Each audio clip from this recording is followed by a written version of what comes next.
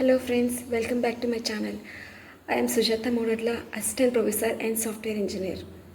Today we are diving into one of the most important topic in coding interviews and real life programming. That is time and space complexity. Sounds fancy? Don't worry, I will explain it with real life analogies so you will never forget it again. Let's get started.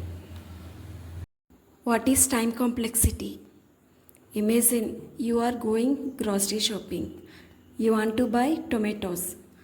If the store is well organized, you find tomatoes in 2 minutes. That is fast and efficient, like an algorithm with good time complexity.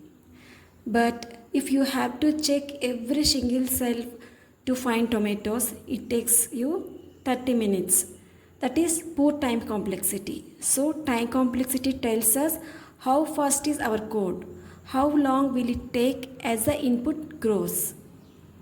For example, a loop that runs n times is O of n time. That means time increases linearly as data increases. What is space complexity? Now let's say you go shopping with a small basket versus a big trolley.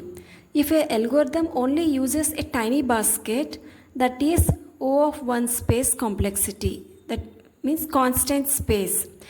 But if it needs a big trolley that grows with your shopping list, that's like using a list or array. That is O of n space. So space complexity tells us how much extra memory does our program need. Sometimes we can make things faster by using more space, like cooking faster using more utensils. And sometimes we save space but it takes longer, like using just one pan for everything. That is the time space trade off. So conclusion is time complexity is how fast, space complexity is how much memory. Check this coding example. This runs in O of n time. It checks every number once.